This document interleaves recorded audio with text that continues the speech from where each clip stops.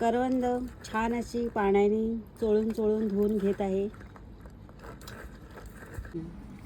करवंदांना ह्या प्रकारे देठ असतात ते मी काढून घेते आणि त्या करवंदांना असे मध्ये चिरून मी त्यातून बिया काढून घेते। या प्रकारे मी सर्व करवंदाचे बिया काढून घेणार आहे।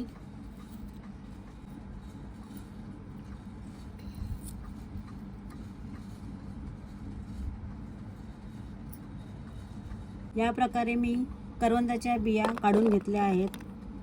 करवंदाची चटणी बनवण्यासाठी मी इथे काही साहित्य घेतलं आहे ते मी आता दाखवते।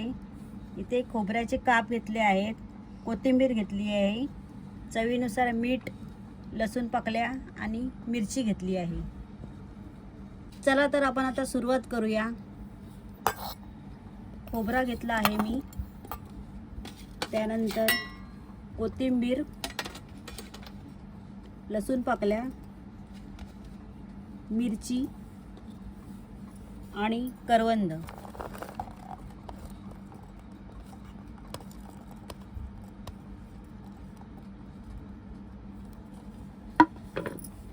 आणि चवीनुसार मीठ। आता हे सर्व साहित्य मी आता मिक्सरला वाटून घेत आहे। थोडं पाणी घालून घेते, त्यामुळे चटणी छान अशी मिळून येईल।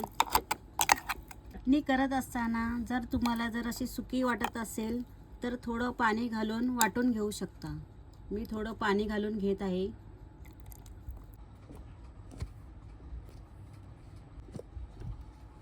चटणी आता वाटून झाली आहे।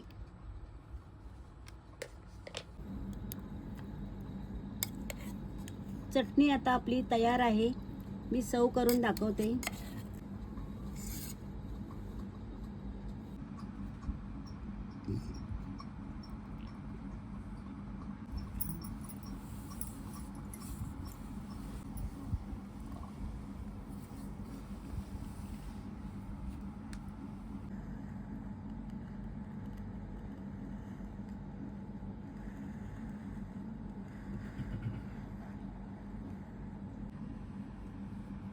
अशा प्रकारे करवंदाची चटणी तयार झाली आहे।